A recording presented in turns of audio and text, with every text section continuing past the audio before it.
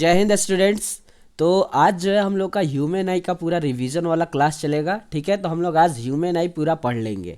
और सबसे पहले हम लोग ह्यूमन आई का देख लेते हैं सिलेबस में क्या है। ठीक है, ताकि आपको पता चल जाए कि आपका सिलेबस में से क्या डिलीट हुआ है और क्या जो है वो आपको इस बार आने वाला है। आपके एग्ज़ाम के पेपर में आपको किस टॉपिक से क्वेश्चन आपको दिखने वाले हैं वो सारे पहले मैं आपको दिखा देता हूँ। ठीक है, ये आपका है इस बार का, जिसमें आपका chemical reaction, acid bases and salt, metals and non metal, जिसमें कि मैंने ये तीनों चैप्टर जो है वो कवर करा रखा है। ठीक है, बाकी वन शॉट में जो है अभी फ़िलहाल आपका मेटल्स नॉन मेटल का मिल जाएगा। बाकी एक दो दिन में आपका ये भी दोनों चैप्टर्स का जो है वो आपको वन शॉट रिवीजन मिल जाएगा। ठीक है, चलिए फिर उसके बाद आपका बायोलॉजी का तो सेक्शन हम लोग नहीं करते हैं। ठीक है, बट फिजिक्स में आपका लाइट से जो है आपका इसका वन शॉट रिवीजन मिल जाएगा। जितना भी टॉपिक्स आपको सिलेबस में दिख रहा है ये सारा उसमें कवर कराया गया है एक ही वीडियो में, आपका पूरा रिवीजन। बाकी अब आपका हमारा ह्यूमन आई का। अब ह्यूमन आई में देख लीजिए आपका करेक्शन से और मायोपिया, हाइपरमेट्रोपिया, प्रेस बायोपिया, ये सब चीज़ आपको नहीं पूछेगा इस बार एग्ज़ाम में। इस बार आपके एग्ज़ाम में पूछने वाला है refraction of light through A prism. Prism के जरिए आपका रिफ्रैक्शन ऑफ लाइट पूछने वाला है। फिर उसके बाद डिस्पर्जन ऑफ लाइट पूछने वाला है, स्कैटरिंग ऑफ लाइट पूछने वाला है और कुछ एप्लीकेशन पूछने वाला है डेली लाइफ का। तो ये आपका पूरा जो है वो ह्यूमन आई का जो है पूरा आपका टॉपिक है ह्यूमन आई चैप्टर से। ठीक है, तो बहुत सा चीज़ डिलीट किया है, लेकिन कोई नहीं, जो चीज़ आपके एग्ज़ाम में पूछने वाला है बस हम लोग उसी का आज जो है हम लोग रिवीजन करने वाले हैं। इसी वीडियो में आपको सारा चीज़ ह्यूमन आई चैप्टर से एंड कलरफुल वर्ल्ड से आपको मिल जाएगा। तो चलिए आगे बढ़े रहिएगा। आगे ऐसे ही जो है आप आगे तक देखिए, आपका पूरा ये ह्यूमन आई चैप्टर रिवीजन में कवर हो जाएगा। तो चलिए देखते हैं अब हम लोग अपना ह्यूमन आई चैप्टर को रिवीजन करते हैं डिटेल में। और हाँ फ्रेंड, अगर ये जो है आपका टर्म 1 और टर्म 2 दोनों का जो है हम लोग रिवीजन सीरीज ला रहे हैं, तो टर्म 2 में जो अभी जो बच्चे हैं जो टर्म 1 एग्जाम देने के बाद टर्म 2 के लिए आएंगे, तो उनको मैं बता दूं कि टर्म 2 का भी रिवीजन जो है वो वन शॉट और बाकी जो है आपको डिटेल में भी जो है वो लेक्चर चलेगा यहाँ पर। फिजिक्स का, केमिस्ट्री का, मैथ का और आपका संस्कृत का पूरा डिटेल में जो है वो लेक्चर चलता है इस चैनल पर, एडुफेस्ट चैनल पर। ठीक है, तो ज्वाइन हो जाइए, चैनल को सब्सक्राइब कर लीजिए। तो चलिए हम लोग आगे बढ़ते हैं। अब हम लोग अपना ह्यूमन आई चैप्टर पे आ जाते हैं। अगर आपको इसका नोट्स और प्लस में आपका एमसीक्यू टाइप क्वेश्चन, नजर रीजन टाइप क्वेश्चन और केस बेस्ड एमसीक्यू चाहिए, तो आपको जो है डिस्क्रिप्शन में एक टेलीग्राम का जो है लिंक मिला है। इसी चैनल का टेलीग्राम जो है चैनल है, आप वहाँ पे ज्वाइन हो जाए। वहाँ पर जो है हर जो है आपका कंटेंट का जो है हर वीडियो का जो पीडीएफ है वो वहाँ पे शेयर किया जाता है, तो आप वहाँ पे जाके ज्वाइन हो सकते हैं। टेलीग्राम का लिंक आपको नीचे डिस्क्रिप्शन में दिया हुआ है। चलिए तो अब अपना स्टार्ट करते हैं human I and the colourful world और पढ़ते हैं इसको डिटेल में, जो है हम लोग करेंगे इसका रिवीजन। तो चलिए अब हम लोग स्टार्ट करते हैं अपना। ये क्विक रिवीजन है, तो आप लोग जो है ज़्यादा टेंशन में ना रहिएगा, सारा चीज़ हम लोग क्विक में ही जो है काफ़ी डिटेल में जो है वो रिवाइज कर लेंगे। तो जैसा कि मैंने आपको सिलेबस दिखाया था, सिलेबस के हिसाब से आपका फर्स्ट जो टॉपिक उसमें था वो था refraction of A light through A prism, prism के जरिए रिफ्लेक्शन। तो देखिए हम लोग देखते हैं, अब एक एक चीज़ लाइन बाय लाइन पढ़ेंगे, तो आप लोग जुड़े रहिएगा क्लास में। चलिए, तो फर्स्ट पॉइंट क्या कहता है, ध्यान से देखिएगा। Prism is a transparent refractive mediums. थोड़ा सा इसको पतला कर लेते हैं। ध्यान दीजिएगा फ्रेंड, प्रिज्म जो है वो एक ट्रांसपेरेंट रिफ्रैक्टिंग मीडियम है। ठीक है, यानी प्रिज्म आप लोग देखे होंगे अपने लैब में जाकर। ठीक है, लाइब्रेरी में आप पुस्तक देखे होंगे फिजिक्स का, और लैब में जो है आप जाके प्रिज्म देखे होंगे जब आपके स्कूल में लैब जो है वो करवाया जाता होगा। तो ठीक है, तो वहाँ पे आप एक प्रिज्म देखे होंगे, इस तरह का होता है, रेक्टेंगुलर शेप का होता है और ट्रांसपेरेंट होता है। ठीक है, तो ध्यान दीजिएगा, तो वो एक ट्रांसपेरेंट रिफ्रैक्टिंग मीडियम होता है, bounded by two plane surface, दो प्लेन सरफेस से बाउंडेड होता है। ठीक है, अब ध्यान दीजिएगा, inclined to each other at a certain angle, कुछ एंगल पर जो है वो इंक्लाइंड होता है। देखिए ये कुछ एंगल पर जो है वो इंक्लाइंड है, कुछ एंगल पर ये क्या है, इंक्लाइंड है। और उसके बाद क्या बोला है, it has one rectangular base, इसका एक रेक्टेंगुलर बेस है। जैसे कि इसके नीचे में जो है आप देखिएगा तो इस तरह से एक रेक्टेंगुलर बेस इसका होगा। ठीक है। फिर उसके बाद जो है इस तरह से ये ऐसे ज्वाइन होंगे चारों तरफ से, इस तरह से कुछ, ठीक है फ्रेंड। तो एक इसका रेक्टेंगुलर बेस होगा, फिर उसके बाद क्या होगा, और थ्री इसका रेक्टेंगुलर लेटरल सरफेस होगा, 3 इसका रेक्टेंगुलर लेटरल सरफेस इसको दिखेगा। ध्यान से समझिएगा फ्रेंड, 3 इसका क्या होगा, रेक्टेंगुलर आपका कैसा लेटरल सरफेस आपको इसका दिखेगा।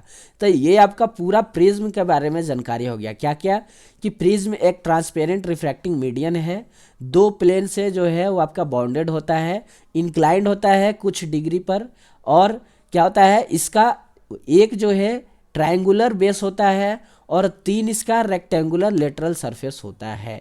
ये हमने पूरा इसका प्रिज्म का जो है वो डिटेल समझ लिया है। फिर उसके बाद ये जो यहाँ एंगल बना हुआ है, ये यहाँ पर जो एंगल बना हुआ है, ठीक है, ध्यान से देखिएगा, ये जो थोड़ा सा जूम कर देगा, आइए यहाँ पर कर देते हैं ऐसे, ठीक है।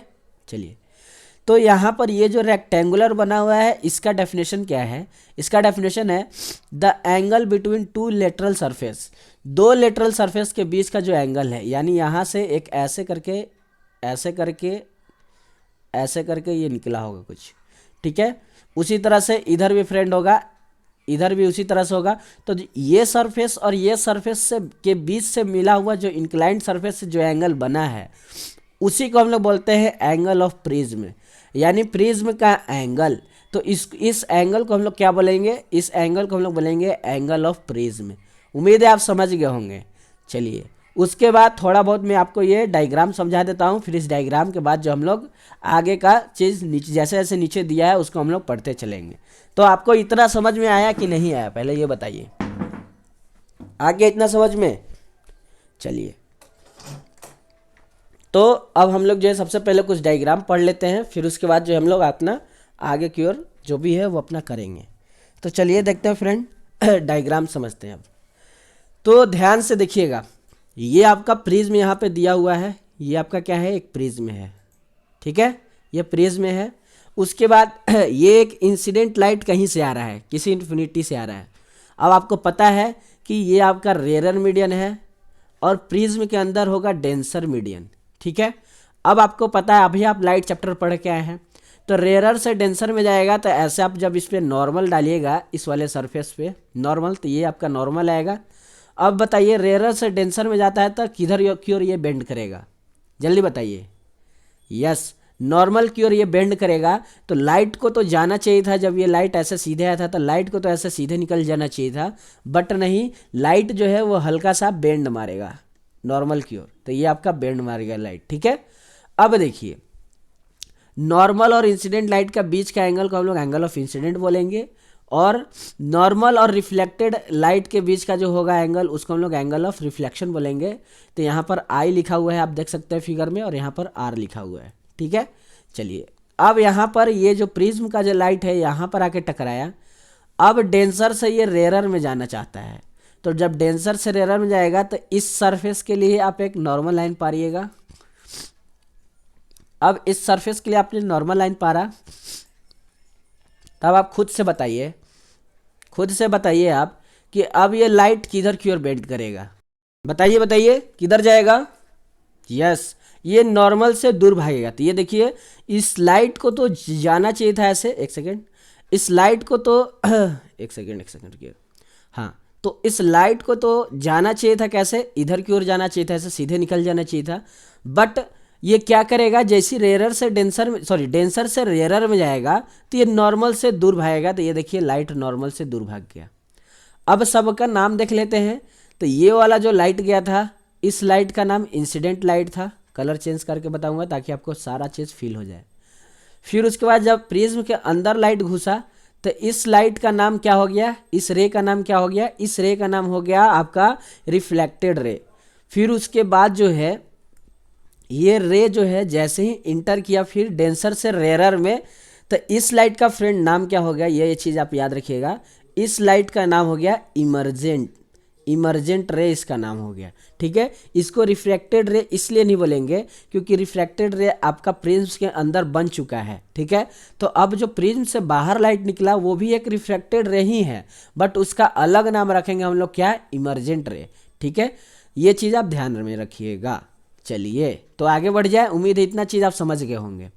तो अब हम लोग जो है वो अपना आगे का कॉन्सेप्ट अब समझते हैं। चलिए तो कलर चेंज करते हैं फिर से। तो ध्यान दीजिएगा अब देखिएगा, ये जो इंसिडेंट लाइट जो आ रहा था और प्रिज्म पे अगर नहीं होता तो ये इंसिडेंट ऐसे सीधे निकल जाता, अगर प्रिज्म वहाँ पर नहीं होता तो ये इंसिडेंट लाइट ऐसे सीधे निकल जाता ये, ठीक है।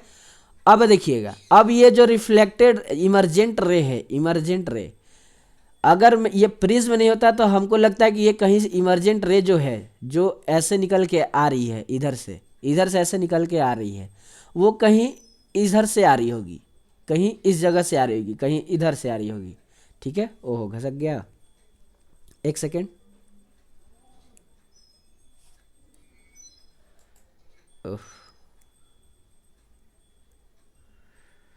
अरे यार कहाँ पे होगा, हल्का सा नीचे करना होगा, और ये कहीं ऐसे, यस।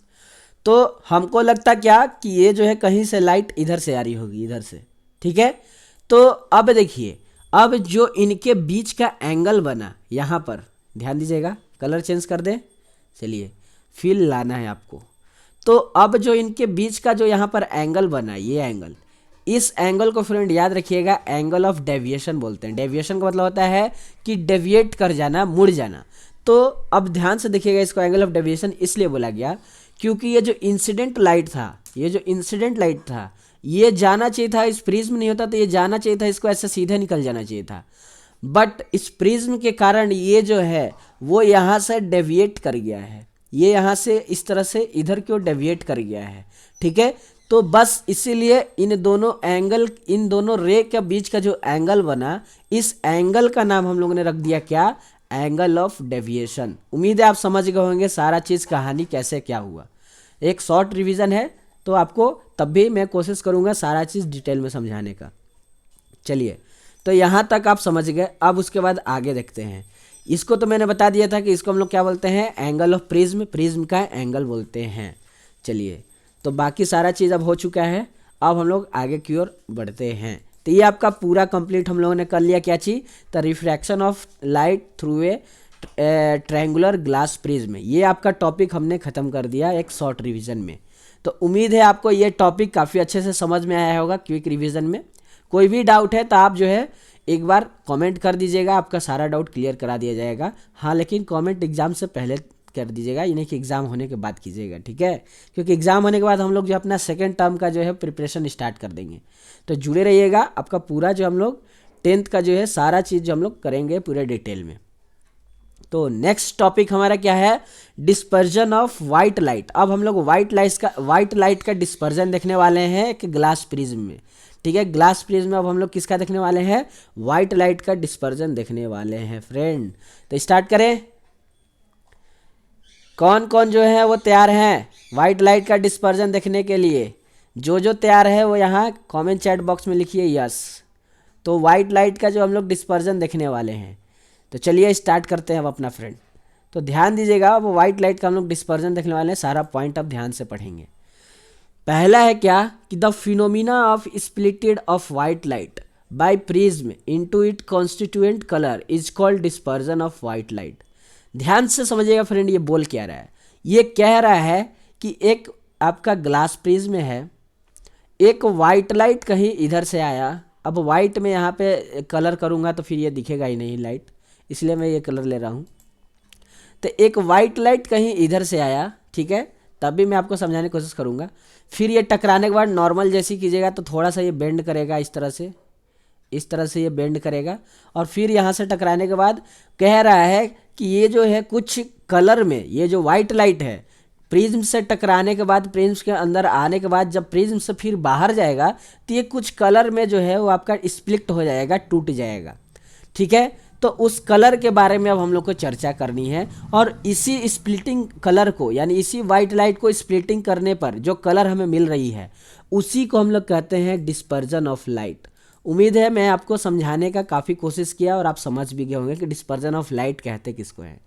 तो यहाँ से जो भी आपको अलग अलग कलर मिला है, यहाँ से आपको जो भी अलग अलग कलर मिला है, जैसे यहाँ पे रेड मिल गया, फिर उसके बाद जो है फ्रेंड एक सेकेंड, फिर आपको यहाँ पर फ्रेंड मान लीजिए सपोज दैट कि क्या मिल गया, यहाँ पर आपको कलर मिल गया, ब्लू मिल गया। फिर उसके बाद यहाँ पर आपको मिल गया, यहाँ पर आपको ग्रीन मिल गया, ठीक है, ग्रीन मिल गया। ये अलग अलग 7 कलर का आपको लाइट मिलता है, आप पढ़े भी होंगे। यहाँ पर आपको जो है वो स्काई कलर मिल गया, ठीक है। ऐसे अलग अलग कलर आपको यहाँ पे मिले हैं। बस इसी अलग अलग कलर जो आपको मिल रहा है, इसी डिस्पर्जन, वाइट लाइट को डिस्पर्जन को हम लोग क्या बोलेंगे, इसी वाइट लाइट के डिस्पर्जन को हम सॉरी इसी वाइट लाइट के स्प्लिटिंग को हम लोग क्या बोलेंगे, तो इसी वाइट लाइट के स्प्लिटिंग को हम लोग बोलते हैं डिस्पर्जन ऑफ लाइट। उम्मीद है आप समझ गए होंगे कि मैं आपको क्या समझाना चाहा और आपने क्या समझ लिया। समझ गए सारा चीज़? चलिए अच्छी बात है, और आगे देखेंगे और आपको समझ में आ जाएगा। सो नेक्स्ट देखते हैं, नेक्स्ट क्या है, next point, the group of different colour of light rays produced by the prism due to dispersion is called spectrum. अब अभी जो मैंने जस्ट एक फिगर बनाया था जिसमें अलग अलग कलर जो है वो प्रिज्म के जरिए मैंने बना के आपको दिखाया था, तो उस चीज़ को हम लोग क्या बोलते हैं, यानी कि ये जो एक प्रिज्म था और यहाँ से वाइट लाइट जो है वैसे टकराने के बाद अलग अलग कलर में जो है वो यहाँ पे निकले थे जो, ठीक है। बस इस चीज़ को हम लोग क्या बोलेंगे, इसी चीज़ को हम लोग बोलते हैं स्पेक्ट्रम। इसी चीज़ को हम लोग क्या बोलते हैं, स्पेक्ट्रम, जो कि एक group of different colours of light होता है। तो ये देखिए डिफरेंट डिफरेंट कलर के यहाँ पे आपको लाइट मिलेंगे। बस इसी चीज़ को हम लोग क्या बोलेंगे फ्रेंड, स्पेक्ट्रम बोलेंगे। इसी चीज़ को हम लोग क्या बोलेंगे, स्पेक्ट्रम बोलेंगे। समझ गए? यहाँ पे मैं आपको डिफरेंट कलर भी करके दिखा दे रहा हूँ ताकि आपको जो है वो सारा चीज़ समझ में आ जाए। तो बस इसी चीज़ को हम लोग क्या बोलते हैं, स्पेक्ट्रम ऑफ लाइट बोलते हैं। उम्मीद है आप समझ गए सारा चीज़। कोई डाउट, कोई भी? अरे कुछ तो बोलिए। तो ये जो आपका डिफरेंट डिफरेंट कलर्स आपको यहाँ पे मिले हैं, बस इसी को हम लोग क्या बोलेंगे, स्पेक्ट्रम ऑफ लाइट। इसी को हम लोग क्या बोलेंगे, स्पेक्ट्रम ऑफ लाइट। जो आपको डिफरेंट डिफरेंट कलर्स मिलते हैं, ये एक वाइट लाइट को टकराने के, प्रिज्म से टकराने के बाद ये फिनोमिना आपको ज़्यादातर देखने को मिलता है, ठीक है। चलिए आगे बढ़ जाए। चलिए तो नेक्स्ट देखते हैं फ्रेंड। नेक्स्ट है हमारा, Isaac Newton was the first one to use a glass prism to obtain the spectrum of light. ये क्वेश्चन आपके एग्जाम में पूछने वाला है कि पहला वह कौन साइंटिस्ट थे जो आपके एक ग्लास प्रिज्म से एक्सपेरिमेंट करके स्पेक्ट्रम ऑफ लाइट का जो है वो डिस्कवर किए थे। वो कौन से साइंटिस्ट हैं? तो याद रखिएगा हमारे पुराने साइंटिस्ट जो आप बचपन से पढ़ते आ रहे हैं, न्यूटन साहब। तो इसाक न्यूटन साहब जो है वो हमारे फर्स्ट साइंटिस्ट थे जो कि एक स्पेक्ट्रम ऑफ लाइट का जो है उन्होंने एक्सपेरिमेंट किया था, ठीक है। तो ये चीज़ आप ध्यान में रखिएगा। सो इतना समझ में आया? चलिए नेक्स्ट देख लेते हैं। जो मैं डायग्राम बना रहा था वो यहाँ पे बना के रखा हुआ है। चलिए आगे देख लेते हैं friend. Next, for red colour deviated is minimum. अभी मैं बताऊंगा ये क्या लिखा हुआ है। And for the violet colour is deviated is maximum. अभी मैं बताऊंगा, पहले इस डायग्राम को मैं आपको बता देता हूँ। ध्यान दीजिएगा फ्रेंड, ये एक वाइट लाइट है, वाइट लाइट है, ठीक है। अब ये प्रिज्म नहीं होता तो ये कहीं ऐसे सीधे निकल जाता है, ये ऐसे कहीं सीधे निकल जाता है, ठीक है। बट प्रिज्म होने के कारण ये यहाँ से थोड़ा बहुत डेविएट किया और एक रेड कलर में बनाया अपना, एक डेविएट करके अपना ऑरेंज कलर किया, एक डेविएट करके अपना येलो कलर किया, एक डेविएट करके अपना ग्रीन कलर किया, एक डेविएट करके अपना ब्लू कलर किया, एक डेविएट करके अपना इंडिगो कलर किया और एक डेविएट करके अपना वॉयलेट कलर किया। इन 7 कलर में जो है वो प्रिज्म, जो वाइट लाइट था जो प्रिज्म से टकराया है, ठीक है, वो इन 7 कलर में टूट जाता है, डिफरेंट डिफरेंट कलर में। और डिफरेंट डिफरेंट कलर के ग्रुप को हम लोग क्या कहते हैं, स्पेक्ट्रम बोलते हैं, ठीक है। तो ये 7 कलर में अब आपका टूटता है। अब इसको याद रखने का ट्रिक क्या है, तो आप याद रख सकते हैं, इसका ट्रिक है आपका, बताने वाला हूँ थोड़ी देर में। तो आप इस चीज़ को याद रख सकते हैं, विबग्योर, विबग्योर, VIBGYOR,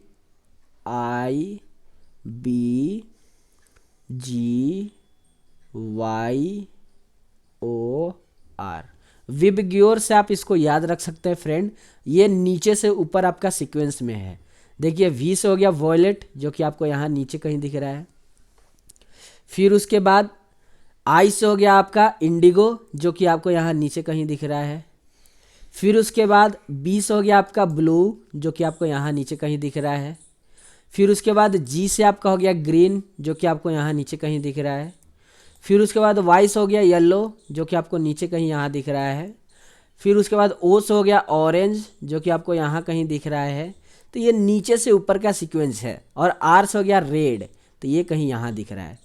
अब यहाँ ध्यान दीजिएगा, रेड वाला जो है वो काफ़ी कम जो है वो डेविएट किया है, यानी काफ़ी कम जो है वो झुका हुआ है। जैसे वो प्रिज्म से निकला तो वो काफ़ी कम हल्का सा झुका है, एकदम हल्का सा, एकदम वो हल्का सा झुका है, एकदम हल्का सा। और वहीं पर देखें, प्रिज्म से जैसी वाइट लाइट टकराया तो यहीं पर सबसे ज़्यादा डेविएट किया है आपका वॉयलेट वाला, सबसे ज़्यादा वॉयलेट वाला डेविएट किया है। और फिर उसके बाद जब प्रिज्म से बाहर निकला तो और हल्का सा डेविएट कर गया ये। तो सबसे कम डेविएट किया है रेड वाला, और सबसे ज़्यादा डेविएट किया है कौन, तो वॉयलेट वाला। वॉयलेट कलर जो है वो सबसे ज़्यादा डेविएट किया है प्रिज्म में।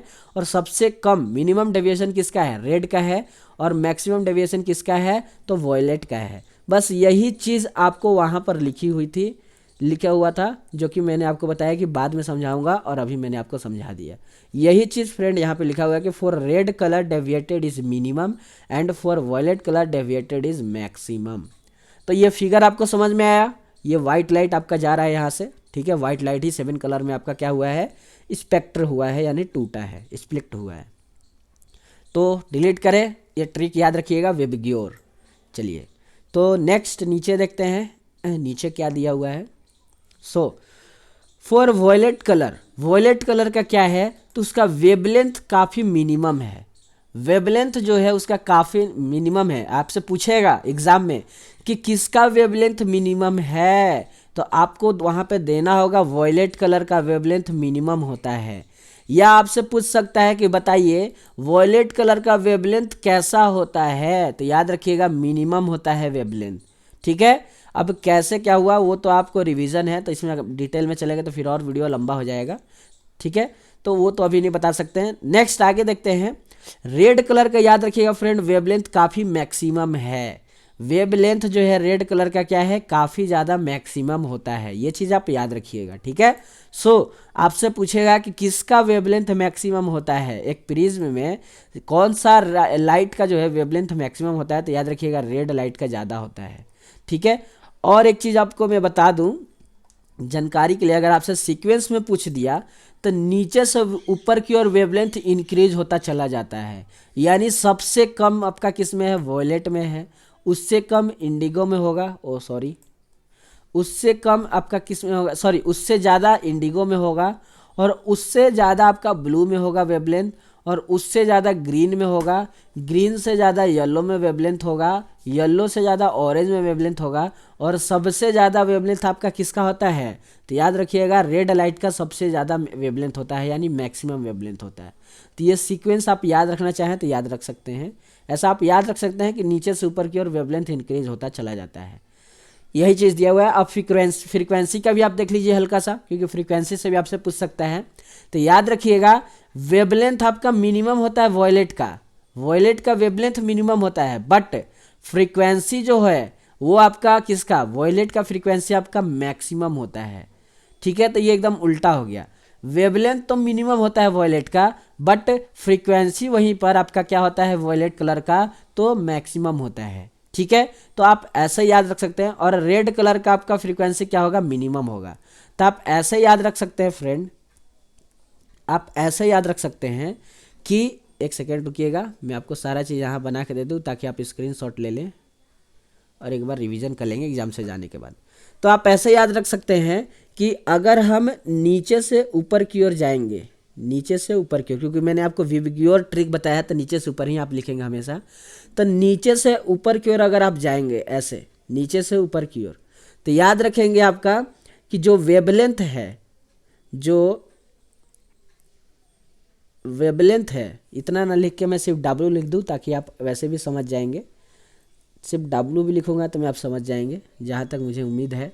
तो आप याद रख सकते हैं कि यहाँ ऊपर, नीचे से ऊपर की ओर जाएंगे, नीचे से ऊपर की ओर जाएंगे तो जो वेवलेंथ है वो आपका इंक्रीज होता है, इंक्रीज होता है, शॉर्ट में लिखे हैं इंक्रीज होता है, ठीक है। और वहीं पर अगर आप ऊपर से नीचे आते हैं, ओ सॉरी, ये घसक कहे जा रहा है। वहीं पर अगर आप ऊपर से नीचे आते हैं, ऊपर से नीचे आते हैं, ठीक है, तो याद रखेंगे ऊपर से नीचे में आपका फ्रीक्वेंसी क्या होगा, फ्रीक्वेंसी आपका इंक्रीज होगा, ठीक है, ये चीज़ आप ध्यान में रखेंगे। चलिए, तो इतना आपको याद रखना है क्या, कि रेड कलर का जो है, रेड कलर का वेवलेंथ आपका क्या है, मैक्सिमम है, बट वहीं पर रेड कलर का फ्रीक्वेंसी क्या है, तो मिनिमम है, ठीक है। और वॉयलेट कलर का आपका क्या है, वेवलेंथ आपका क्या है, तो मिनिमम है, बट फ्रीक्वेंसी क्या है इसका, तो इसका फ्रीक्वेंसी आपका मैक्सिमम है, ठीक है। ये चीज़ आप याद रख सकते हैं, तो रख लेंगे। चलिए, तो आगे बढ़ जाएं। हाँ, अगर स्पीड से आपसे पूछे कि इन सब में स्पीड का क्या आपका आ रहा है, क्या चीज़ रिलेशन, तो याद रखेंगे कि जो सबसे ज़्यादा डेविएट किया है, जो सबसे ज़्यादा डेविएट किया है उसका स्पीड काफ़ी ज़्यादा होगा, उसका स्पीड क्या होगा, काफ़ी ज़्यादा होगा। क्यों, क्योंकि उसका स्पीड काफ़ी ज़्यादा होगा तभी तो वो सबसे ज़्यादा डेविएट किया है। अब जिसका स्पीड काफ़ी कम है वो अपना धीरे धीरे धीरे धीरे धीरे धीरे धीरे धीरे धीरे धीरे धीरे धीरे वो अपना डेविएट करेगा, ठीक है। तो जिसका स्पीड जो है, जिसका स्पीड, एक सेकेंड, कहीं मैं उल्टा नहीं बोल दिया,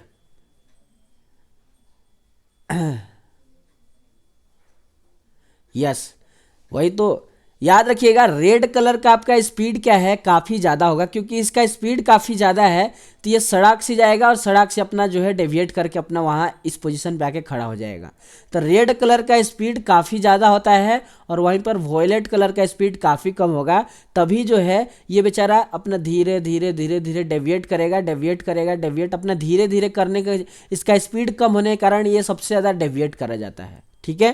तो इसका स्पीड कम है इसलिए सबसे ज़्यादा ये झुक गया है। जिसका स्पीड कम होगा वो सबसे ज़्यादा धीरे धीरे धीरे धीरे झुकता हुआ जाएगा, धीरे धीरे वो थकता जाएगा, थकता जाएगा, थकता जाएगा। एक आदमी दौड़ रहा है, अब उसका स्पीड कब कम होगा, जल्दी बताइए, उसका स्पीड कब कम होगा, जब वो थकेगा, ठीक है। तो जब वो थकेगा तो वो धीरे धीरे बेचारा झुकता चला जाएगा, क्योंकि थक रहा है तो उसका शरीर और धीरे धीरे झुकता चला जाएगा। तो जब उसका स्पीड धीरे धीरे कम होगा तो वो क्या होगा, वो थकेगा, और थकेगा यानी वो झुक रहा है, यानी वॉयलेट कलर का स्पीड काफ़ी कम है, इसलिए वो सबसे ज़्यादा डेविएट किया है। इस एग्जाम्पल से आप याद रख सकते हैं। उम्मीद है आपको कोई कन्फ्यूजन ना हुआ हो, और अगर हुआ है तो कमेंट कर दीजिएगा, इस पे मैं एक स्पेशल 2-3 मिनट का वीडियो लाके उस डाउट को भी मैं क्लियर करा दूंगा। चलिए, तो आगे बढ़ जाए, बढ़ जाए,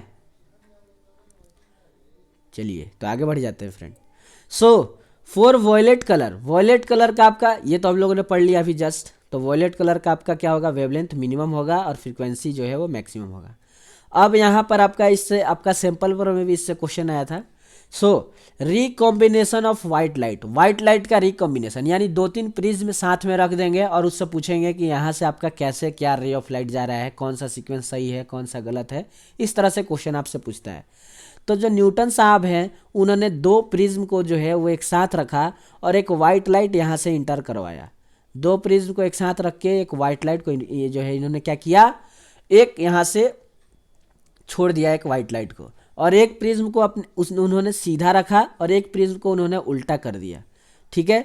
तो क्या देखा उन्होंने कि ये जो वाइट लाइट है यहाँ से टकराने के बाद नॉर्मल जैसे खींचेंगे तो हल्का से बेंड करेगा, फिर ये अपना आया डेंसर से रेयर में जाएगा तो ये फिर हल्का सा बेंड करेगा, तो ये कुछ इस तरह का जो है अपना चीज़ बनाएगा, ठीक है।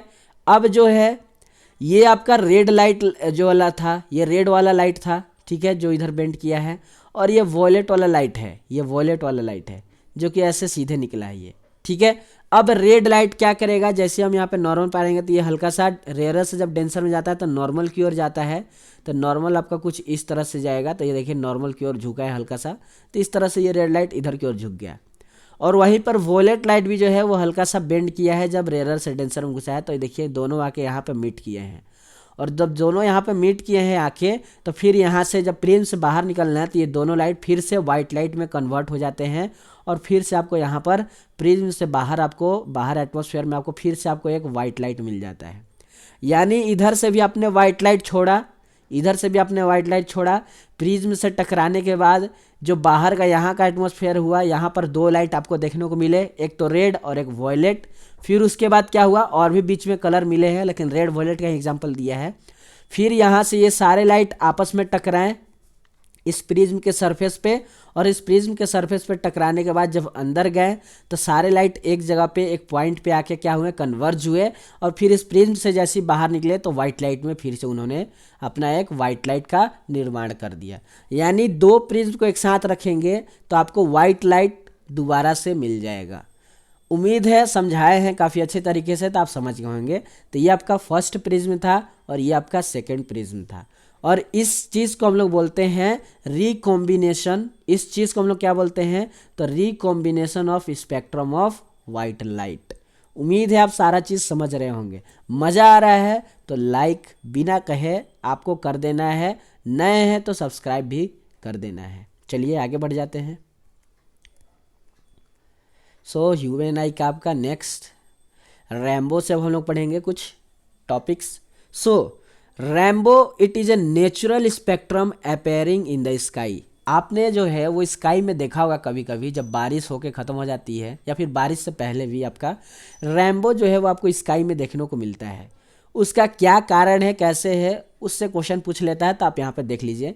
रैम्बो एक नेचुरल स्पेक्ट्रम है, यानी रैम्बो जो है वो आपका एक नेचुरल वाइट लाइट जब सन से निकलता है तो बादल से जो है आपका टकराने से, और भी जो चीज़ से टकराने से, बारिश के बूंदों से टकराने से, क्योंकि बारिश का बूंद भी एक प्रिज्म की तरह ही काम करता है, तो टकराने से वो जो है कुछ कलर अपना निकालेंगे वाइट लाइट से। ठीक है, वाइट लाइट आपका 7 कलर में कन्वर्ट होता है। बस उसी फिनोमिना से आपको क्या होता है कि एक नेचुरल आपको स्काई में एक रैम्बो देखने को मिल जाता है। बस वही चीज़ आपको अब यहाँ पे लिखा हुआ है क्या, कि it is a natural spectrum appearing in the sky after a rain shower. देखो बोले ना आपसे कि रेन शॉवर होने के बाद जो आपको रैम्बो दिखने को मिलता है, क्योंकि अब आपके एटमॉस्फेयर में हल्का हल्का बारिश के बूंदे आ चुके हैं।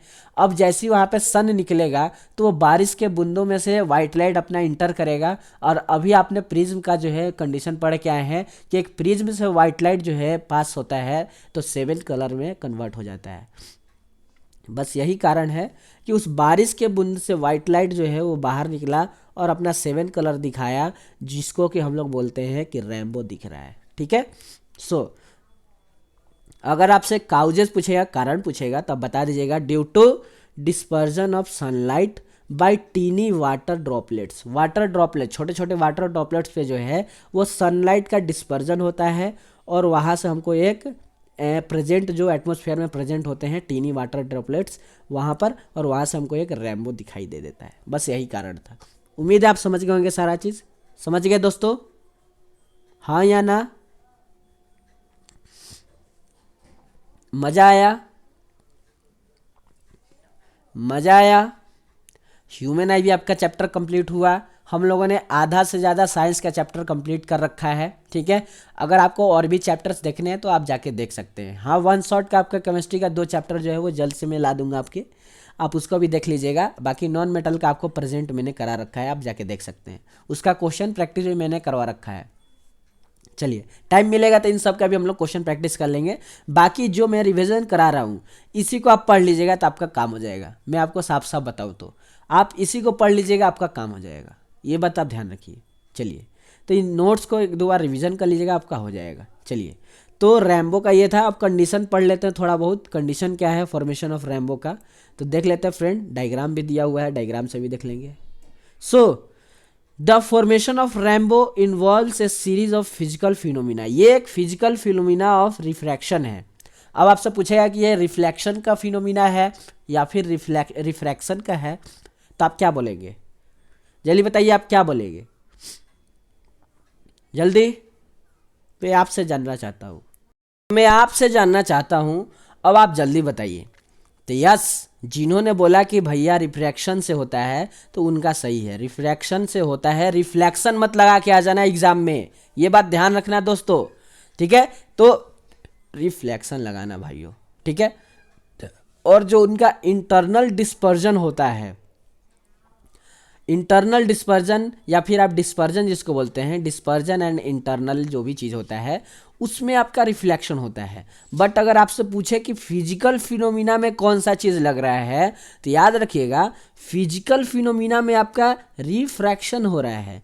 बट अगर उनके अंदर देखेंगे, प्रिज्म के अंदर जो भी चीज़ हो रहा है, जो भी वाटर ड्रॉपलेट्स के अंदर हो रहा है, जैसे यहाँ पर देखिए इस वाटर ड्रॉपलेट्स, ये है एक वाटर ड्रॉपलेट्स। अब इसके अंदर क्या हुआ कि एक सनलाइट रे आया, इसके अंदर टकराया यहाँ पर, और यहाँ से टकराने के बाद इसी मीडियम में दोबारा टकराया है। तो ये इतना दूर का जो भी चीज़ हुआ है, ये चीज़ इतना दूर का, इसके इंटरनल में जो भी चीज़ हुआ है, ये यहाँ पर जो मैं गढ़ा कर रहा हूँ, इसके इंटरनल में जो भी चीज़ हुआ, क्योंकि मीडियम तो चेंज हुआ नहीं, और मीडियम चेंज नहीं होता है, वो लाइट एक ही मीडियम में टकरा जाता है, तो आपका क्या होता है, वहाँ पर रिफ्लेक्शन होता है। तो इंटरनली जो है आपका रिफ्लेक्शन हो रहा है, बट एक्सटर्नली यानी फिजिकली देखें तो फिजिकली क्या हो रहा है, तो फिजिकली आप देखेंगे तो मीडियम चेंज हो रहा है, पहले आपका रेयरर से डेंसर में, फिर डेंसर से रेयरर में। तो एक्सटर्नली यानी फिजिकली तो रिफ्रैक्शन हो रहा है, बट इंटरनली आपका क्या हो रहा है, इंटरनली रिफ्लेक्शन हो रहा है। ठीक है, ये चीज़ आप याद रखेंगे। चलिए, so next point, rainbow is always formed in a direction opposite to that the sun. ये चीज़ आप याद रखिएगा, रेनबो आपका हमेशा कहाँ पर फॉर्म होगा, तो अपोजिट डायरेक्शन में। यानी अगर आपका सन कहीं यहाँ पर है, यहाँ पर कहीं सन है, तो आपको रेनबो यहीं पर नहीं दिखाई देगा, आपको रेनबो यहीं पर नहीं दिखाई देगा, यहाँ पर। ये बात आप याद मतलब कि ये बात आप सोचिएगा नहीं कि जिधर की ओर सन है उधर ही की ओर दिखाई देगा, नहीं। यहाँ पर सन है, यहाँ पर सन है, तो आपको रेनबो कहीं इधर की ओर दिखाई देगा, इधर, क्योंकि सन का रे जो है वो कहीं इधर वाटर ड्रॉपलेट्स पे टकराया होगा और यहाँ पर आपका रे बना होगा। ठीक है, तो आपका सन के अपोजिट डायरेक्शन में आपको रेनबो जो है वो दिखाई देता है। ठीक है, रेनबो, तो याद रखिएगा। So sun is always behind the observer, sun जो है वो हमेशा एक ऑब्जर्वर की तरह काम करेगा रेनबो का। चलिए, सो नेक्स्ट आगे बढ़ जाए। बाकी ये फिगर आप देख लीजिए, ये सनलाइट है जो कि एक वाटर ड्रॉपलेट्स पे पड़ा, इसके अंदर जो है रिफ्लेक्शन हुआ, फिर यहाँ से बाहर निकला, रेड वॉयलेट अलग अलग कलर में आपको यहाँ पे दिखता है, और यहाँ पे ये आपको रेनबो की तरह फॉर्म होता हुआ दिख जाता है। ठीक है, तो यही चीज़ आपको यहाँ पे दिया हुआ है। नेक्स्ट पढ़ते हैं अपना topic, atmospheric refraction. Atmospheric refraction किसको कहते हैं, अब इसको हम लोग पढ़ते हैं। तो याद रखिएगा फ्रेंड क्या, कि the earth atmosphere is not uniform through out. हमारा अर्थ का जो एटमॉस्फेयर है वो यूनिफॉर्म नहीं है, यानी कि अभी हम लोग जो आँख से देख रहे हैं कि कोई आपको जो है वो टिमटिमाता हुआ चीज़ हमारे आँख के सामने नहीं हो रहा है, सारा एकदम नॉर्मली चल रहा है, नहीं। इसको काफ़ी अगर डीप में देखिएगा तो ये जो आपके घर में जो भी लाइट जल रहा है वो भी जो है आपका धीरे धीरे जो है वो ब्लिंक कर रहा होगा, धीरे धीरे ब्लिंक कर रहा होगा। ठीक है, बट ये इतना स्पीडली ब्लिंक होता है कि हमारा नॉर्मल आई जो है वो उसको कैप्चर नहीं कर पाता है, तो हमें लगता है कि वाह ये तो कंटिन्यूसली लाइट दे ही जा रहा है, कोई ब्लिंकिंग नहीं है। ठीक है, तो ऐसा नहीं है। आप अपना मोबाइल का कैमरा ऑन करके अपने बल्ब की ओर कीजिएगा तो आपको पता चल जाएगा कि वो बल्ब जो है वो थोड़ा बहुत ब्लिंक कर रहा है। ठीक है, तो वही यहाँ पर लिखा है कि हमारा अर्थ का जो एटमॉस्फेयर है वो यूनिफॉर्मली आपका डिस्ट्रीब्यूटेड नहीं है, उसमें भी ब्लिंकिंग होता है धीरे धीरे, बट इतना स्पीडली होता है कि हमको पता नहीं चलता है। ठीक है, चलिए, it's density goes on changing as we move up और डाउन। जैसे ही हम लोग अपने अर्थ से ऊपर जाते हैं या फिर अर्थ के अंडरग्राउंड यानी नीचे चले जाते हैं, तो हमारा जो इस सरफेस से ऊपर और सरफेस से नीचे जाने पर हमारा डेंसिटी जो है वो आपका क्या होता है, वो चेंज होता रहता है। वो क्या होता रहता है, चेंज होता रहता है। ठीक है, उसके बाद it can be considered to be consisted by layer of different densities. अब जैसे जैसे आप लेयर पार करते जाइएगा, हमारा एटमॉस्फेयर में अलग अलग लेयर्स है, उस तरह का आपका डेंसिटी चेंज होता चला जाएगा। ठीक है, so which act as a rare और denser medium with respect to each other. ये आपका रेयर डेंसर मीडियम का एक्ट करता रहेगा कि एक लेयर से दूसरे लेयर में जाने पर ये आपका रेयर हो जाएगा, ये आपका डेंसर हो जाएगा, इस तरह से ये आपका एक्ट करते रहेगा और आपका डेंसिटी चेंज होता रहेगा। ठीक है, ये कुछ उतना इंपॉर्टेंट नहीं है, बट जान लीजिए क्योंकि हो सकता है एग्जाम में अगर पूछ दे तो आपके पास नॉलेज का कमी ना रहे। ठीक है, आप वहाँ पे कुछ टिक लगा के आ जाए। So the refraction of light due to this layer, इस लेयर के कारण जो डिफरेंट लेयर हमारे एटमॉस्फेयर में है, इस लेयर के कारण जो हमारा एटमॉस्फेयर में रिफ्रैक्शन हो रहा है, ये सनलाइट इस अलग अलग लेयर में टकराने के बाद तिरछा उर्छा ऐसे ऐसे करते हुए हमारे बाहर अपने हमारे अर्थ के एटमॉस्फेयर पे आ रहे हैं, ठीक है। तो इसी को हम लोग क्या बोलते हैं, एटमॉस्फेरिक रिफ्रैक्शन बोलते हैं। जो यहाँ से सन से जो है अलग अलग एटमॉस्फेयर में जो है वो टकरा के ऐसे तिरछा उर्छा करके हमारे अर्थ के सरफेस पे आता है। तो इस कारण कौन सा, ये इस एटमॉस्फेरिक रिफ्रैक्शन के कारण ये चीज़ होता है। तो इसीलिए इसको हम लोग क्या बोलते हैं, एटमॉस्फेरिक रिफ्रैक्शन बोलते हैं। अलग अलग लेयर से टकराने के बाद वो लाइट जो है वो रिफ्रैक्ट करते हुए हमारे अर्थ के सरफेस पे आता है। चलिए, कुछ फिनोमिना के बारे में हम लोग पढ़ लेते हैं। जैसे पहला आपका ट्विंकलिंग ऑफ स्टार, जैसे कि आप रात को देखते होंगे तो आपको तारे जो हैं वो ब्लिंक करते होंगे, ट्विंकलिंग करते होंगे, चमचमाते होंगे, ठीक है। तो वो किस कारण से होता है, तो वहाँ पे अगर आपसे कारण पूछा तो आप ऐसे भी लिख सकते हैं, due to atmospheric refraction of star light, ठीक है। तो एटमॉस्फेयर के कारण, क्योंकि हमारे अर्थ के एटमॉस्फेयर अलग अलग डिफरेंट डिफरेंट लेयर्स है जो कि रेयर डेंसर की ओर करते रहता है, अपना नेचर बनाते रहता है। और वहाँ अर्थ से जो स्टार से जो लाइट है, वो लाइट जो है वो सीधे डेंसर करते हुए इधर उधर करते हुए तिरछा हो, जैसे ये एक आपका स्टार यहाँ पे है, ये स्टार है, नहीं दिख रहा है स्टार की तरह, तभी कोई बात नहीं। ये आपका डिफरेंट लेयर्स है और यहाँ पर आपका लास्ट में आपका ये हमारा अर्थ का सरफेस है और आप यहाँ पे खड़ा होके इस स्टार को देख रहे हैं, ठीक है, इस स्टार को देख रहे हैं। अब ये स्टार अपना लाइट जो भी छोड़ा, ये रहा यहाँ पर आया। अब ये दूसरा लेयर में घुसने वाला है, तो सपोज दैट मानिए ये डेंसर लेयर है, तो ये हल्का सा इधर की ओर बेंड करेगा। फिर यहाँ से ये डेंसर से रेयर में जाएगा तो ये ऐसे बेंड करेगा, फिर ऐसे बेंड करेगा, फिर ये यहाँ पर आपके आँख में आएगा। तो ये जो आपका ये क्या हो रहा है कि ये आपको तो ऐसे सीधे देख रहे हैं, इसको आप तो इसको ऐसे सीधे देख रहे हैं। एक सेकेंड रुकिएगा, मैं आपको कलर चेंज करके दिखाता हूँ ताकि आपको फील हो जाए। हाँ, ये वाला तो ऐसे ही रह जाएगा, ये आपका आँख में ऐसे आया सीधे। अब आप तो इसको सीधे देख रहे हैं, अब तो आप इसको ऐसे सीधे देख रहे हैं, इस तरह से, इसको इस तरह से आप सीधे देख रहे हैं। बट ये जो स्टार का लाइट है वो काफ़ी सारा ऐसे तिरछा उर्छा घूम के आपके आँख में आ रहा है। तो ये जो इधर उधर घूम के आ रहा है, इसीलिए हमको लगता है कि ये स्टार जो है वो चमक रहा है, बट ये चमक नहीं रहा है बेचारा, उसका एक ही लाइट है, वाइट लाइट, ठीक है। अब ये जो वाइट लाइट है वो बेचारा अपना सिंपल सा वाइट लाइट में है, उस चमक में कुछ नहीं रहा है। ये एटमॉस्फेरिक रिफ्रैक्शन के कारण जो हमको लगता है कि वो जो स्टार है वो चमक रहा है, ठीक है। तो यही इसका कारण होता है मेन। उम्मीद है आप समझ गए होंगे, समझाने का मैंने कोशिश तो किया है, अब आप समझे हैं कि नहीं वो तो आप पे डिपेंड करता है। चलिए, it undergoes refraction due to the very optical densities of air at a various altitude. बहुत से ऊंचाई पर बहुत से एयर के एटमॉस्फेयर है, ठीक है, उसके कारण जो है वो आपका एटमॉस्फेरिक रिफ्रैक्शन कारण हमको लगता है कि स्टार जो है क्या हो रहा है, चमक रहा है। The continuously changing atmosphere refracted light are different amounts. In this way, the star light reaching our eye increasing and decreasing continuously, and the star appears as a twinkling of light at night. हमें रात में ऐसा लगता है कि जो चारा है वो चमक रहा है, इसलिए क्योंकि हमारे आँख में कभी ज़्यादा जो स्टार का लाइट आ जाता है हमारे आँख तक पहुँचता है, कभी हल्का कम पहुँचता है, ठीक है, क्योंकि एटमॉस्फेरिक रिफ्रैक्शन के कारण होता है ये चीज़। तो कभी ज़्यादा आ रहा है लाइट हमारे आँख के अंदर, मतलब आँख तक पहुँच रहा है स्टार का लाइट, कभी हल्का कम पहुँच रहा है, तो हमें लगता है कि वो स्टार जो है वो क्या कर रहा है, ट्विंकलिंग कर रहा है, चमक रहा है, ठीक है। तो इसी कारण से होता है, और ये किस कारण से होता है, तो एटमॉस्फेरिक रिफ्रैक्शन के कारण होता है। ये आपका फर्स्ट हुआ।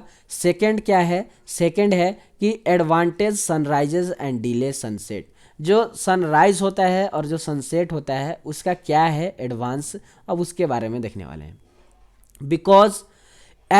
बिकॉज ऑफ एटमॉस्फेरिक रिफ्रैक्शन, ये भी एटमॉस्फेरिक रिफ्रैक्शन के कारण ही होता है ऐसा, क्या कि जब sunlight is slightly below the horizon के स्लाइटली नीचे होता है सनलाइट जब, तो क्या होता है कि the sunlights coming from the less dense to more dense air, क्या होता है कि वो लेस एयर से, यानी कि लेयर का डेंसिटी वहाँ पर काफ़ी कम होता है, वहाँ से ये जो सन का रे है वो ये एयर में जो लेस डेंस है यहाँ पर वो सन रे आता है तो काफ़ी धीरे धीरे ये लाइट आता है, क्योंकि वहाँ पे एयर का मात्रा काफ़ी कम है तो लाइट जो है वो काफ़ी धीरे धीरे वहाँ से आएगा। फिर यहाँ पर एयर का मात्रा अचानक से काफ़ी ज़्यादा हो गया, एयर का मात्रा यहाँ पर अचानक से काफ़ी ज़्यादा हो गया और यहाँ से ये लाइट धीरे धीरे आ रहा है, फिर अचानक से एयर का मात्रा ज़्यादा हुआ तो ये लाइट काफ़ी स्पीड में आएगा, काफ़ी स्पीड में फिर यहाँ से आएगा।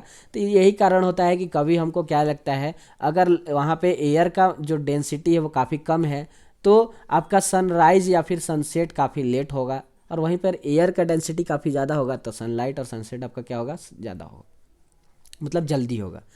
So slightly below the horizons, the sunlight coming from the less dense to more dense air is refracted downward. वो नीचे की ओर आपका डाउनवर्डली रिफ्रैक्ट कर जाता है। Because of this, the sun appears to be raised above the horizon. अगर वहीं पर अगर horizon के ऊपर आ गया सन तो क्या होगा आपका, यहाँ पर देख लेते हैं क्या है कैसे है, कहाँ गया, ये रहा। And so rising sun can be seen about 2 minutes before actual sunrise. अगर हॉरिजन्स के ऊपर आ जाता है, हॉरिजन्स के ऊपर आ जाता है सन, और वहाँ से आपका लाइट अचानक से क्या होता है, हॉरिजन से ऊपर जैसे आपका सन आके राइजिंग किया तो 2 मिनट पहले ही आपका जो है वो सुबह हमको लगता है कि हो जाता है। ठीक है, यानी एक्चुअल जो आपका सन राइजिंग का टाइम था उससे 2 मिनट पहले ही आपका सनराइज हो जाता है। ठीक है, कब, जब हॉरिजन्स के ऊपर आपका सन आ जाएगा। अगर हॉरिजन्स के नीचे रहेगा तब का क्या होगा, हल्का सा आपको लेट होगा। ठीक है, ये चीज़ आप ध्यान रखिएगा। So similarly due to atmospheric refraction the sun can be seen about 2 minutes even after the sun as set below horizons.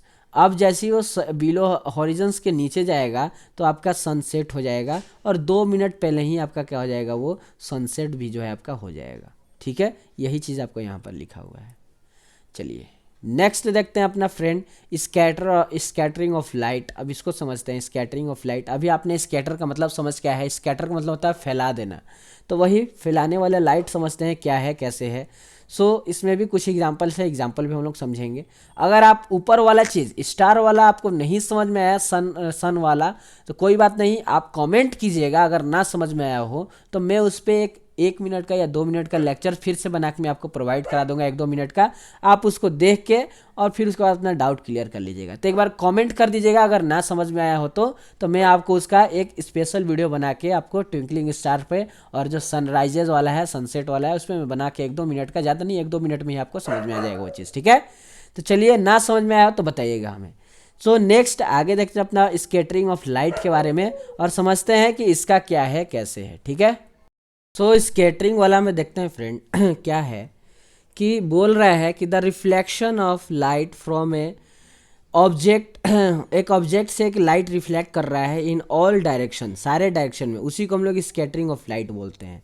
जैसे आपका यहाँ पर एक बॉल रखा हुआ है, ठीक है, बॉल, ठीक है, क्रिकेट वाला बॉल, और यहाँ पर एक लाइट है, बल्ब जिसको बोलते हैं, ये ग्लो कर रहा है और ये अपना लाइट इस बल्ब पे जो है वो स्कैटर कर रहा है, यानी इस पर फॉल कर रहा है, और ये बल्ब जो है इस लाइट को जो है वो चारों तरफ फैला दे रहा है अपने पास टकराने के बाद।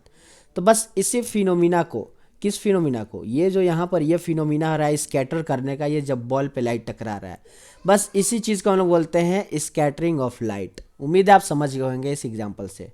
चलिए, the colour of scattering light depends on the size of scattering particles. अब स्कैटरिंग पार्टिकल्स पर डिपेंड करता है कि उसका साइज कैसा है। जैसे वो उस बॉल का साइज इतना था तो ये अपना हो सकता है ये 4 ही लाइट को स्कैटर कर पाए। ठीक है, अगर एक आप जो है अलमीरा लेंगे तो अलमीरा क्या करेगा, काफ़ी बड़ा होता है तो वो ज़्यादा से ज़्यादा लाइट को क्या करेगा, अपना जो है वो स्कैटर करेगा, फैलाएगा। तो जैसा साइज होगा पार्टिकल्स का उस तरह का वो अपना स्कैटर्ड नेचर दिखाएगा। ठीक है, very fine particles scattering mainly blue light, मतलब कि बहुत अच्छा पार्टिकल जो है वो ज़्यादातर ब्लू लाइट को जो है वो काफ़ी अच्छे से स्कैटर करता है, यानी फैला देता है। ब्लू लाइट को काफ़ी अच्छे से फैलाया जा सकता है, एक फाइन पार्टिकल्स फैला सकता है। ये आपके एग्जाम में पूछेगा जरूर कि कौन सा जो है एक फाइन पार्टिकल्स जो है किस लाइट को काफ़ी अच्छे तरीके से फैला सकता है, तो याद रखिएगा ब्लू लाइट। वाइल वहीं पर particles of large size of scattered light of longer wavelength, यानी कि एक बड़ा साइज का स्कैटरिंग लाइट हो रहा है, एक पार्टिकल आपका बहुत बड़ा साइज का है, तो वो क्या करेगा, वो अपना लाइट को स्कैटर करेगा कब, जब उसका वेवलेंथ काफ़ी लॉन्गर होगा, काफ़ी ज़्यादा होगा। यानी कि एक बड़ा पार्टिकल जब उसका वेवलेंथ काफ़ी ज़्यादा होगा तभी वो लाइट को क्या कर सकता है, स्कैटर करा सकता है, यानी फैला सकता है। अब कुछ एग्जाम्पल्स हैं, जैसे टिंडल इफेक्ट हुआ, तो टिंडल इफेक्ट किसको कहते हैं फ्रेंड, अब इसको देख लेते हैं। So the path of beam of light through A true solution, true solution का मतलब होता है कि एक सोल्यूशन आपका रखा हुआ है, ठीक है, सोल्यूशन आपका रखा हुआ है, सोल्यूशन मतलब होता है कि जैसे नमक पानी आपको मिला के यहाँ पे रखा हुआ है, नमक पानी, ये एक ट्रू सोल्यूशन है, इसमें घुल चुका है, तो उस सोल्यूशन को हम लोग ट्रू सोल्यूशन बोलते हैं। अब इसके अंदर जो हमने एक लाइट का इंटरिंग करवाया, एक लाइट हमने इसके अंदर जो है स्कैटरिंग कराया, मतलब कि फ्लो करवाया। अब ये लाइट जो है वो क्या कर रहा है, अब उस पर हम लोग देखेंगे। क्या होगा टिंडल इफेक्ट, अब इसके अंदर कैसे हमको दिखेगा वो देखेंगे। तो एक बीम ऑफ लाइट जो है through a true solution is not visible, एक ट्रू सोल्यूशन में जो है एक लाइट, बीम ऑफ लाइट जो है वो विजिबल नहीं हो पाता है, दिखता नहीं है हमें कि वो लाइट गया कहाँ, एक ट्रू सोल्यूशन में, ठीक है। हाउएवर वहीं पर इट्स पाथ बिकम्स विजिबल, जब इसका पाथ यानी कि एक सॉल्यूशन में एक लाइट हमको विजिबल दिखाई देने लगा, कब दिखेगा हमको वो light visible, when it passes through a colloid solution, जब एक कोलाइडल सोल्यूशन में जो है हम उस लाइट को पास करवाएंगे तो हमको वो सोल्यूशन में जो है वो लाइट हमको दिखाई देगा। कोलाइडल सोल्यूशन का मतलब है कि जैसे मैंने इसके अंदर जो है पानी के अंदर जो है मट्टी मिला दिया, अब मट्टी अपना छोटा छोटा टुकड़ा में जो है वो, क्योंकि पूरा घुलेगा नहीं, छोटा छोटा टुकड़ा इसके अंदर रखेगा। अब इसके अंदर जैसे ही मैं लाइट को इंटर कराऊंगा तो हो सकता है कि वो मट्टी के पार्टिकल से वो लाइट जाके कोलाइड करे, तो हमको वहाँ पे वो लाइट अंदर की ओर दिखाई दे जाएगा, वो लाइट हमको अंदर की ओर क्या हो जाएगा, दिखाई दे जाएगा कि वो कौन सा लाइट आपको अंदर जो है वो जल रहा है, ठीक है। और वहीं पर एक सादा सा पानी लें ग्लास में और उसके अंदर लाइट अगर हम ग्लो करवाएं, जलाएं, बाहर से एक लाइट जो है इंटर करवाएं उसके अंदर, तो वो लाइट सीधे आर पार हो जाएगा, वो हमको दिखेगा ही नहीं, ठीक है। वो आर पार होके हमको किसी दूसरे जाके एक ऑब्जेक्ट पे या फिर जहाँ पर वो आर पार होके जहाँ पर वो टकराएगा लाइट, तो वहाँ पर वो चीज़ हमको दिखाई देगा। यानी ट्रू सोल्यूशन में हमको वो लाइट नहीं दिखाई देगा, बट वहीं पर एक कोलाइडल सोल्यूशन है तो उसमें हमको वो लाइट जो है स्कैटरिंग करता हुआ दिखाई देगा, ठीक है। यही आपको टिंडल इफेक्ट जो है होता है। उम्मीद है आप समझ गए होंगे टिंडल इफेक्ट के बारे में। This scattering of light when it is passes through A colloidal solution. Tyndall effect कहते किसको हैं, तो एक कोलाइडल सोल्यूशन में आपने जैसे एक लाइट को इंटर करवाया और वो लाइट स्कैटरिंग हो गया, फैल गया चारों तरफ, तो उस प्रोसेस को हम लोग कहते हैं टिंडल इफेक्ट। उस प्रोसेस को हम लोग क्या कहते हैं, टिंडल इफेक्ट कहते हैं फ्रेंड। उम्मीद है समझ गए होंगे। The earth's atmosphere is a heterogeneous mixture आप पढ़े होंगे, जो कि काफ़ी अच्छी तरीके से मिक्सअप नहीं होता है, उस मिक्सचर को हम लोग कहते हैं हेट्रोजीनस मिक्सचर। तो उसी तरह से हमारा अर्थ का भी एटमॉस्फेयर एक हेट्रोजीनस मिक्सचर है ऑफ ए माइन्यूट पार्टिकल, छोटे छोटे पार्टिकल ऑफ स्मॉक्स का, ठीक है, और टीनी वाटर ड्रॉपलेट्स का, due to suspended particles of dust and molecules of air. इसके कारण क्या होता है कि हमारे एटमॉस्फेयर में टिंडल इफेक्ट ज़्यादातर देखने को मिलता है।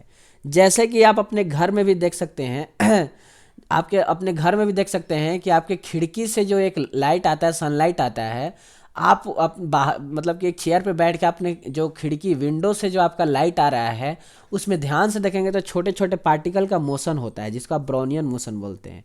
छोटे छोटे पार्टिकल का उस खिड़की से लाइट निकल रहा है जो आ रहा है आपके घर के अंदर इंटर कर रहा है, तो छोटे छोटे पार्टिकल का मोशन आप देखे होंगे, ठीक है। तो वो भी एक तरह का टिंडल इफेक्ट ही जो है वो शो कराता है। उम्मीद है आप समझ गए होंगे ये चीज़, ठीक है। तो यही चीज़ आपको यहाँ पे लिखा हुआ है। चलिए तो आगे बढ़ जाए। चलिए नेक्स्ट अब हम लोग का देखेंगे, आप ज़्यादा नहीं है, 2 और टॉपिक से फिर खत्म हो जाएगा आपका। नेक्स्ट है आपका colour of the sky. Sky का कलर में आपका जो है क्या होता है, कैसे होता है, उसके बारे में। जैसे कि आप दिन में देखते हैं तो आपका स्काई का कलर ब्लू दिखता है, रात में देखते हैं तो ब्लैक हो जाता है, ऐसा क्यों। During day time sky appears blue because the size of the particles in the atmosphere is smaller than the wavelength of visible light. यानी विजिबल लाइट का जो वेवलेंथ है उससे जो पार्टिकल का जो साइज है वो काफ़ी छोटा हो जाता है, तो काफ़ी ज़्यादा जो है वो स्कैटरिंग नहीं कर पाता है लाइट को। ठीक है, काफ़ी छोटा हो जाता है पार्टिकल्स, तो वो लाइट को जो है, छोटे छोटे पार्टिकल जो है वो ज़्यादा स्कैटरिंग कर देते हैं लाइट को, क्योंकि बहुत सारे पार्टिकल्स दिन में जो है वो छोटे छोटे पार्टिकल्स में कन्वर्ट हो जाते हैं, तो लाइट को ज़्यादातर स्कैटरिंग करते हैं। और आपको अभी मैंने पढ़ाया था कि ब्लू लाइट सबसे ज़्यादा स्कैटरिंग होता है, अभी जस्ट ऊपर पढ़ाया था स्कैटरिंग में ही।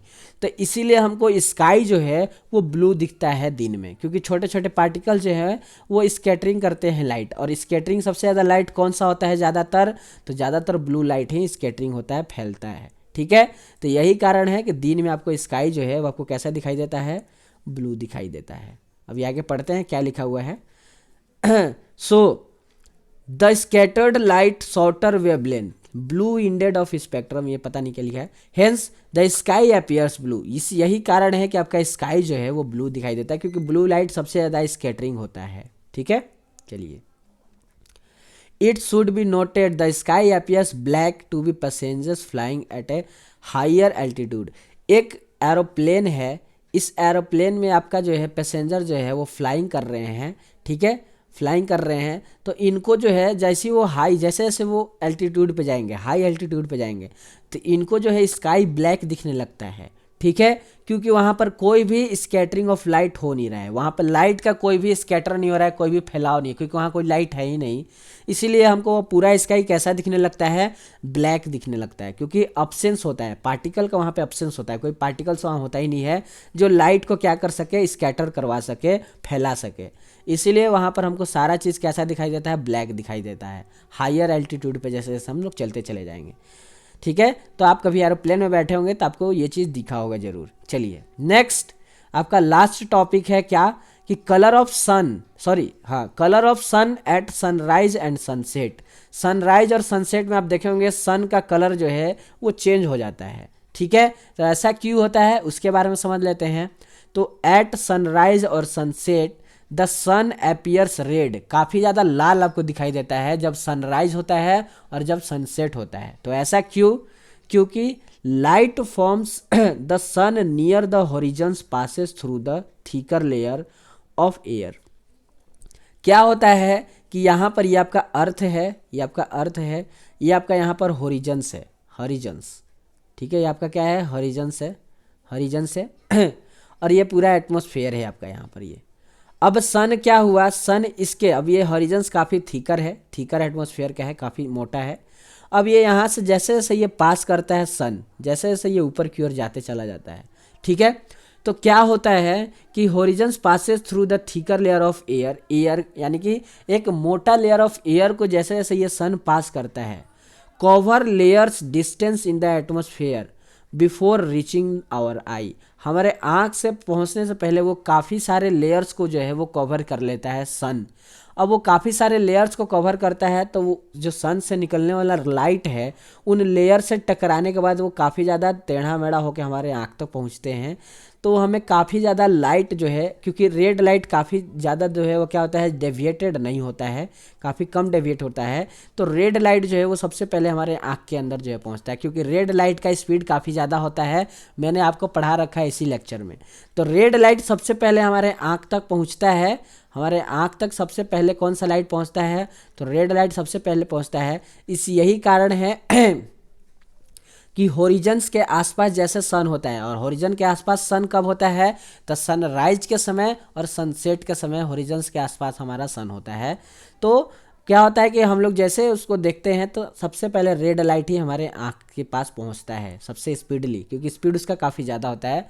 तो हमको लगता क्या है कि सन जो है काफ़ी लाल जो है, काफ़ी रेड जो है, इसी कारण से जो है हमको सन दिखाई देता है। ठीक है, क्योंकि उस समय नियर द हॉरिजन्स होता है। ठीक है, blue light and the shorter wavelength is scattered away from the particles, therefore the light are reaches our eye is longer wavelength. जो हमारे पास आँख में जो लाइट सबसे ज़्यादा रीचेस करता है उसका वेवलेंथ क्या होगा, सबसे ज़्यादा होगा। और सबसे ज़्यादा वेवलेंथ किसका होता है, तो रेड कलर का होता है, आपको पता है, ठीक है। सो यही कारण है कि आपको क्या होता है, सन जो है वो सनराइज और सनसेट के समय आपको कैसा दिखाई देता है, तो रेड कलर का दिखाई देता है। बस यही आपका यहाँ पर कारण दिया हुआ है, ठीक है। बस आपका यहाँ पर पूरा चैप्टर जो है आपका ख़त्म हो जाता है। अब हम लोग, हाँ तो फ्रेंड, अब हम लोग का यहाँ पर जो है ह्यूमन आई पूरा चैप्टर जो हम लोग कंप्लीट कर लिए हैं, ठीक है। रिवीजन के थ्रू हम लोग सारा चीज़ जो है कंप्लीट हो चुका है। ह्यूमन आई का जो भी चीज़ आपको पढ़ना था, जो भी सिलेबस मैंने आपको दिखा दिया था कि ये चीज़ है, और मैंने वो सारा चीज़ कवर करा दिया है, ठीक है। तो मिलते हैं नेक्स्ट क्लास में, और उसमें कोई नया चैप्टर का हम लोग रिवीजन करेंगे।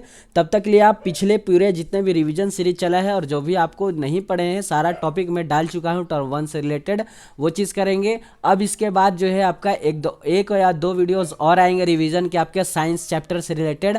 फिर उसके बाद हम लोग मैथ पे आ जाएंगे, और मैथ को भी काफ़ी अच्छे तरीके से जितने भी चैप्टर आपके टर्म 1 में आ रहे हैं सारे विथ क्वेश्चन प्रैक्टिस के साथ हम लोग प्रैक्टिस कर लेंगे। तो आप लोग को घबराना नहीं है, हम लोग काफ़ी अच्छे तरीके से चल रहे हैं। बस आप लोग का ही रिस्पॉन्स जो है वो सही नहीं आ रहा है, तो आप लोग थोड़ा बहुत शेयर कीजिए, ठीक है, ताकि इतना जब हम लोग मेहनत कर रहे हैं तो उसके ऊपर कुछ हम लोग को भी तो मिले, फ़ायदा हो, ठीक है। तो चलिए आप लोग शेयर करते रहिए और पढ़ाई करते रहिए। All the very best. मिलते हैं नेक्स्ट क्लास में, तब तक के लिए जय हिंद, जय भारत।